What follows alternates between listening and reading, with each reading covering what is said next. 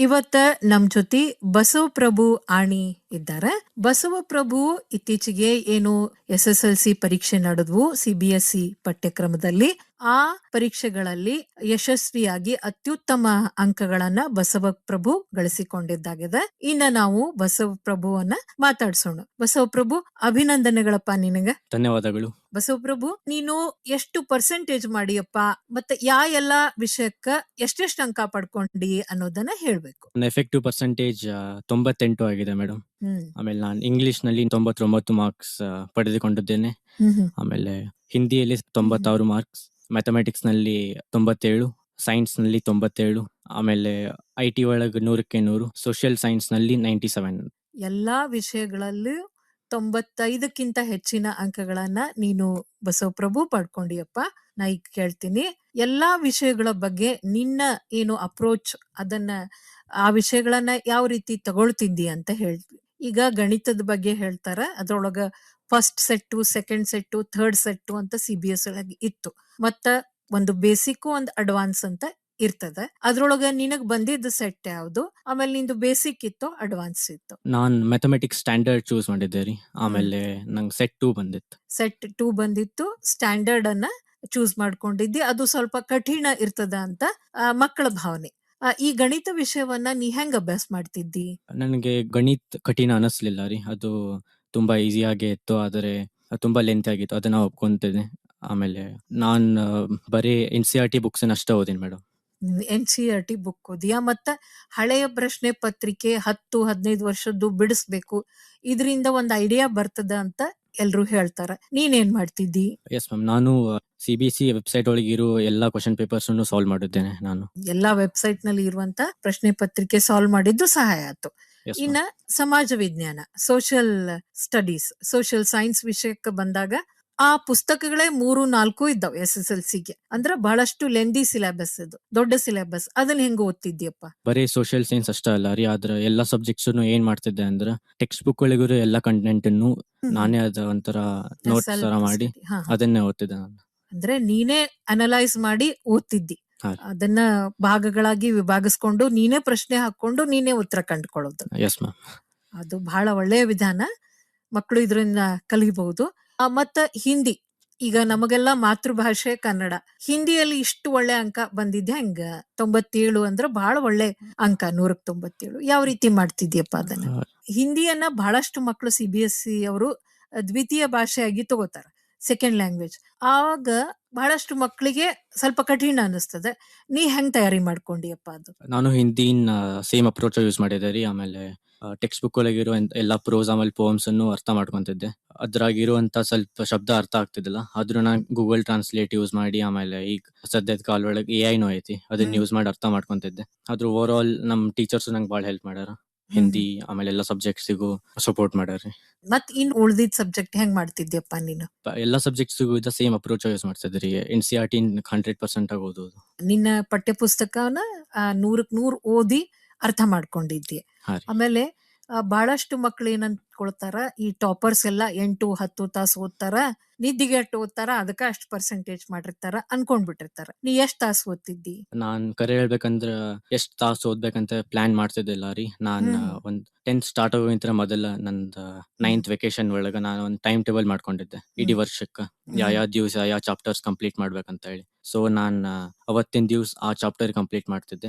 ನಾನ್ time frame ಇಟ್ಕೊಂತಿದ್ದಿಲ್ಲ. ಆಮೇಲೆ on an average 5 hours ಇರ್ತಿತ್ತು ma'am ಅಷ್ಟು. ಅಂದ್ರೆ ನೀನು ಇಷ್ಟು ತಾಸು ಓದ್ಬೇಕಂತ ಅನ್ಕೊಂಡಿದ್ದಿಲ್ಲ, ಆದ್ರೆ ಈ ವಿಷಯನ ಈ ದಿನದೊಳಗ್ ಮುಗಿಸ್ಬೇಕು ಅನ್ನುವಂತ ಪ್ಲಾನ್ ಇತ್ತು ನಿನಗ. ಹೌದ್ರಿ. ಅಂದ್ರ ಇದು ಪ್ಲಾನಿಂಗ್ ಬೇಕಂತೀಪ ನೀ. ಆಮೇಲೆ ಬಹಳಷ್ಟು ಮಕ್ಳಿಗೆ ಟ್ಯೂಷನ್ಸ್ ಹೋದ್ರ ಒಳ್ಳೆ ಅಂಕ ಬರ್ತಾವ ಅಂತ ಬಹಳಷ್ಟು ಪೇರೆಂಟ್ಸ್ಗೆ ಆಮೇಲೆ ಮಕ್ಳಿಗೆ ಅನಿಸ್ತದ. ನೀ ಟ್ಯೂಷನ್ ಹೋಗಿದ್ಯೋ ಹೆಂಗ? ಇಲ್ಲ ರೀ, ನಾನ್ ಕಂಪ್ಲೀಟ್ಲಿ ಸೆಲ್ಫ್ ಸ್ಟಡಿನ ಮಾಡೀನಿ. ಸೆಲ್ಫ್ ಸ್ಟಡಿ ಮಾಡಿದ್ಯಾ? ಏನು ಆನ್ಲೈನ್ ಕೋಚಿಂಗು ತಗೊಂಡಿಲ್ಲ? ಇಲ್ಲ ರೀ, ಆನ್ಲೈನ್ ಏನು ತಗೊಂಡಿಲ್ಲ. ಅಂದ್ರೆ ಸೆಲ್ಫ್ ಸ್ಟಡಿ ಮಾಡೋದು ಒಳ್ಳೆಯದು, ಮಾಡಿದ್ರು ಒಳ್ಳೆ ಅಂಕಗಳನ್ನ ತೆಗಿಬಹುದು ಅಂತ ನೀ ಪ್ರೂವ್ ಮಾಡಿಯ, ಬಹಳ ಒಳ್ಳೆಯದು. ಮತ್ತ ಈ ಆಟದೊಳಗ ಪಠ್ಯೇತರ ಚಟುವಟಿಕೆ, ಬೇರೆ ಬೇರೆ ಆಕ್ಟಿವಿಟೀಸ್ ಹೆಂಗಿತ್ತು? 10th ಅಂತ ಹೇಳಿ ಅಪ್ಪ ಅಮ್ಮ ಬ್ಯಾಡ್ ಅಂತಿದ್ರು, ನೀ ಮಾಡ್ತಿದ್ಯೋ? ಇಲ್ಲ ರೀ, ಪೇರೆಂಟ್ಸ್ ಯಾವತ್ತು ಆಟ ಆಡಕ್ ಹೋಗ್ಬೇಡ ಅಂತ ಅಂದಿಲ್ಲ. ಇನ್ಫ್ಯಾಕ್ಟ್ ಹೇಳ್ಬೇಕಂದ್ರೆ ನಾನ್ ಯೂಶುವಲಿ ಆಟ ಆಡಕ್ ಹೊರಗೆ ಹೋಗಂಗೇನ ಇಲ್ಲ.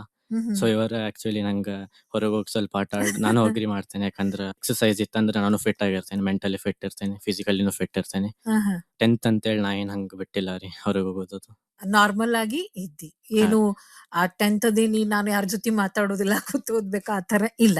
ಇಲ್ಲ ಹಂಗೇನ. ಹಾ ಮತ್ತ ಈಗ ಯಾರು 9ನೇ ಕ್ಲಾಸ್ ಮುಗಿಸಿ 10ನೇ ತರಗತಿಗೆ ಹೋಗೋರಿದ್ದಾರ ಅವ್ರಿಗೆಲ್ಲ ಏನ್ ಹೇಳಲಿಕ್ಕೆ ಇಷ್ಟಪಡ್ತೀಪ? ನಾ ಏನ್ ಹೇಳಕ್ ಇಷ್ಟಪಡ್ತೀನಿ ಅಂದ್ರ 10th ಬ್ಯಾರೆ ಕ್ಲಾಸಸ್ಗೆ ಸೇಮ್, ಅದ್ರ ಬಗ್ಗೆ ಏನ್ ಡಿಫರೆಂಟ್ ಇಲ್ಲ. ಜಸ್ಟ್ ಒಂದೇ ಏನ್ ಡಿಫರೆನ್ಸ್ ಅಂದ್ರ ಬ್ಯಾರೆ ಕ್ಲಾಸಸ್ ಒಳಗು ನಮ್ದ ಸಾಲಿನ ಕ್ವಶನ್ ಪೇಪರ್ ಸೆಟ್ ಮಾಡ್ತಿತ್ತು, ಅದ್ರ ಇದಕ್ ಸೆಂಟ್ರಲ್ ಬೋರ್ಡ್ ಸೆಟ್ ಮಾಡ್ತಿದ್ದ. ಅದ ಒಂದು ಡಿಫರೆನ್ಸ್, ಜಾಸ್ತಿ ಏನ್ ಹೈಪ್ಡ್ ಅಪ್ ಆಗುವಂತದಿಲ್ಲ ಅಂತ ಹೇಳಕ್ ಇಷ್ಟಪಡ್ತೇನೆ. ಬಾಳ ಹಂಚ್ಕೋಬಾರ್ದು. ಬೇರೆ ಕ್ಲಾಸ್ನಾಗ ಹೆಂಗ್ ಪಾಸ್ ಮಾಡ್ಕೊಂಡ್ ಬಂದಿರಿ ಅದೇ ರೀತಿ ಇದಕ್ಕೂ ಭಯ ಪಡ್ದನ ಧೈರ್ಯದಿಂದ ಎದುರಿಸ್ಬೇಕು ಅಂತೀಯ ನೀನು. Yes, ma'am. ಬಾಳ್ ನಿಜ ಅದು. ಮತ್ತ ನಿಮ್ಮ ತಂದೆ ತಾಯಿ ಏನ್ ಮಾಡ್ತಾರಪ್ಪ? ನಿನಗೆ ಅಣ್ಣ ತಮ್ಮ ಅಕ್ಕ ತಂಗಿ ಎಷ್ಟ್ ಜನ ನೀವು? ನಮ್ಮ ಅಣ್ಣ ಒಬ್ಬ ಅದಾನ್ರಿ. ಅಣ್ಣ ಏನ್ ಮಾಡೋದು?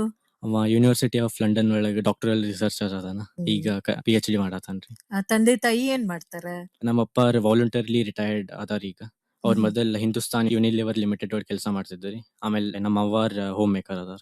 ಮತ್ತ ಈಗ ಅವರೆಲ್ಲ ಯಾವ ರೀತಿ ಸಹಾಯ ಮಾಡಿದ್ರು ಪರೀಕ್ಷೆ ತಯಾರಿಗೆ? ಸ್ಕೂಲ್ನವರು ಶಿಕ್ಷಕರು ಯಾವ ರೀತಿ ಹೆಲ್ಪ್ ಮಾಡಿದ್ರು ನಿನಗ? ನಮ್ಮ ಅಪ್ಪಾರ ಆಮೇಲೆ ಅವರಿಬ್ರು ಬಹಳಷ್ಟು ಹೆಲ್ಪ್ ಮಾಡ್ಯಾರಿ. ನಮ್ಮ ಅಪ್ಪಾರ್ ನಂಗ ಟೈಮ್ ಟೇಬಲ್ ಮಾಡೋದ್ರಿಂದ ಹೆಂಗ್ ಓದ್ಬೇಕು ಅನ್ನೋದೆಲ್ಲ ಕಲಿಸ್ಕೊಟ್ಟಾರ. ಆಮೇಲೆ ನಮ್ ಟೀಚರ್ಸು ಬಾಳ್ ಅಂದ್ರ ಬಾಳ್ ಸಪೋರ್ಟಿವ್ ಆಗಿದ್ದ, ಎಲ್ಲಾ ಕಾನ್ಸೆಪ್ಟ್ಸ್ ಕ್ಲಿಯರ್ ಆಗಿ ಅರ್ಥ ಆಗೋಂಗ್ ಹೇಳ್ಕೊಟ್ಟಾರಿ. ಅವರು ನಿಮ್ಗ ಸಹಾಯ ಮಾಡಾರ. ಈಗ ನಮ್ಮ ಸ್ಟುಡಿಯೋದೊಳಗ ಬಸವಪ್ರಭು ಇವರ ತಂದೆ ತಾಯಿ ಸೋಮಶೇಖರ್ ಆಣಿ ಮತ್ತು ಗೌರಾಂಬಿಕಾ ಆಣಿ ಇವರು ಕೂಡ ಬಹಳ ಸಂತೋಷದಿಂದ ಇಲ್ಲಿ ಬಂದಾರ ಅವ ಮಗನ್ ಜೊತೆ. ಅವರಿಗೆ ಕೇಳೋಣ ಯಾವ ರೀತಿ ಸಹಕಾರ ಮಗನಿಗೆ ಕೊಟ್ರು ಇಷ್ಟ ಅಂಕ ಪಡ್ಯಾಕಂತ ಹೇಳಿ. ಸೋಮಶೇಖರ್ ಸರ್, ನೀವು ಮಗನಿಗೆ ಯಾವ ರೀತಿ ಮಾರ್ಗದರ್ಶನ ಮಾಡ್ತಿದ್ರಿ ಪರೀಕ್ಷೆ ಸಲುವಾಗಿ ಅಂತ? ನಮಸ್ಕಾರ ಮೇಡಮ್. ಮಗನಿಗೆ ಮಾರ್ಗದರ್ಶನ ಅಂತ ಅನ್ನೋದಕ್ಕಿಂತ ಅವನಿಗೆ ಮೋಟಿವೇಶನ್ ಕೊಡ್ತಿದ್ವಿ. ಆಮೇಲೆ ಸೋಲು ಗೆಲುವು ಏನು ಅವನಿಗೆ ಗೊತ್ತಾಗದೆ ಇರುವಂಗೆ ಎಲ್ಲದಕ್ಕೂ ಸಪೋರ್ಟ್ ಮಾಡ್ತಿದ್ವಿ. ಮುಖ್ಯವಾಗಿ ಅವ ಬಿನ್ನೆತ್ತಿಲಿಂದ ಹಿಡ್ಕೊಂಡು ಈಗ 10ನೇವರೆಗೂ ಏನು ಯಾವ್ಯಾವ ಸ್ಕೂಲ್ ನಲ್ಲಿ ಓದಾನಲ್ರಿ, ಅಲ್ಲಿದ್ದಂತ ಗುರುಗಳ ಸಪೋರ್ಟು ಆಶೀರ್ವಾದ ಜಾಸ್ತಿ ಆಯ್ತು ಹೊರತು ನಮ್ದು ಪೇರೆಂಟ್ಸ್ ಆಗಿ ನಮ್ದು ಬೇಸಿಕ್ ಅನ್ನ ಅಷ್ಟ ಮೀಟ್ ಮಾಡ್ತಿದ್ವಿ. ಮನೆಯವರು ಅಡಿಗೆ ಮಾಡಿ ಹಾಕ್ತಿದ್ರು, ನಾನು ಆರ್ಥಿಕವಾಗಿ ಏನ್ ಬೇಕು ಅದನ್ನ ಅಷ್ಟ ಮಾಡ್ತಿದ್ದೆ ಹೊರತು ಉಳ್ಕಿದೆಲ್ಲ ಅವಂದೇನಾದ್ರೂ ಕ್ರೆಡಿಟ್ಸ್ ಇದ್ವು ಅಂತಂದ್ರೆ ಅವ ಬೆನ್ನೆತ್ತಲಿಂದ SSLC ವರೆಗೂ ಯಾವ ಶಾಲೆಗಳಿಗೆ ಓದ್ಯಾನ. ಆ ಗುರುಗಳದ ಸಪೋರ್ಟ್, ಗುರುಗಳ ಆಶೀರ್ವಾದ, ಗುರುಗಳ ಗೈಡೆನ್ಸ್. ಈಗ ನಿಮ್ಮ ಮಗ ಬಸವಪ್ರಭು ಹೇಳ್ದಂಗ ನಿಮ್ಮ ದೊಡ್ಡ ಮಗ ಬಹಳಷ್ಟು ದೊಡ್ಡ ಸಾಧನೆ, ಲಂಡನ್ ನಲ್ಲಿ ಇಂಜಿನಿಯರಿಂಗ್ ನಲ್ಲಿ ರಿಸರ್ಚ್ ಮಾಡ್ತಾ ಇದ್ದಾರೆ. ಆ ಮಗುವಿಗೆ ನೀವು ಯಾವ ರೀತಿ ತಯಾರಿ ಮಾಡಿಸಿದ್ದೀರಿ? ಮಕ್ಕಳು ಬಹಳಷ್ಟು ಶ್ರದ್ಧೆಯಿಂದ ಓದ್ತಾ ಇದ್ದಾರೆ. ನೀವು ಒಬ್ಬ ತಂದೆಯಾಗಿ ಯಾವ ರೀತಿ ಇದು ಸಾಧ್ಯ ಆತು ಅಂತ ಹೇಳ್ತೀರಿ? ಮೇಡಮ್, ಈಗ ಹೇಳ್ಬೇಕು ಅಂತಂದ್ರ ಆ ದೊಡ್ಡ ಮಗನಿಗೂ ಆಯ್ತು, ಈ ಸಣ್ಣ ಮಗನಿಗೂ ಆಯ್ತು.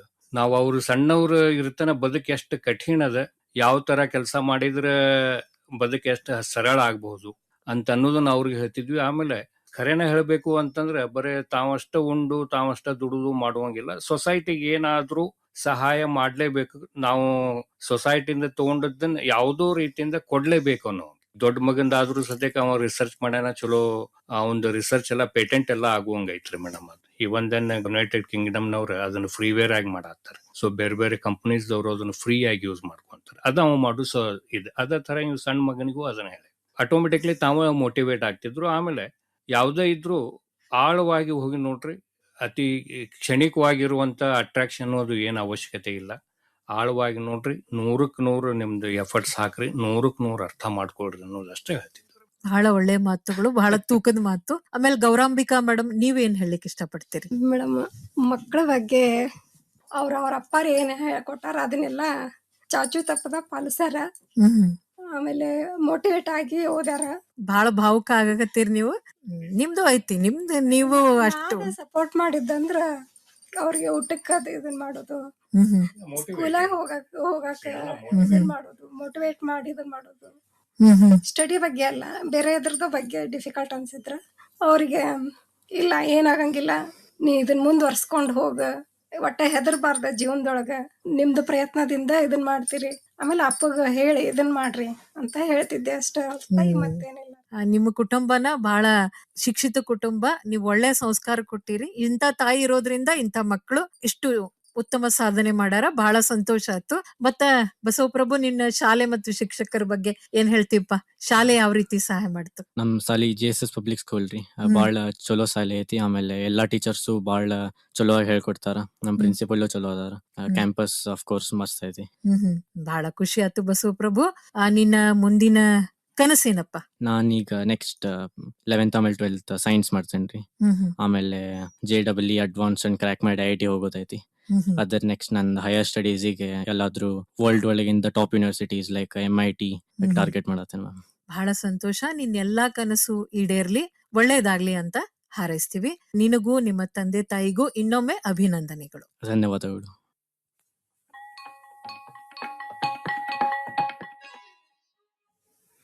ಇದುವರೆಗೂ ಎಳೆಯರ ಬಳಗ ಕಾರ್ಯಕ್ರಮದಲ್ಲಿ SSLC CBSE ಪರೀಕ್ಷೆಗಳಲ್ಲಿ ಅತಿ ಹೆಚ್ಚು ಅಂಕ ಗಳಿಸಿದ ಪ್ರತೀಕ್ ಹುಲಿ ಹಾಗೂ ಬಸವಪ್ರಭು ಅವರೊಂದಿಗೆ ಸಂದರ್ಶನ ಕೇಳಿದಿರಿ. ಸಂದರ್ಶಕರು ಮಾಲಾ ಸಾಮ್ರಾಣಿ, ಸಂಕಲನ ತ್ರಿವೇಣಿ ಬೆಟಗೇರಿ.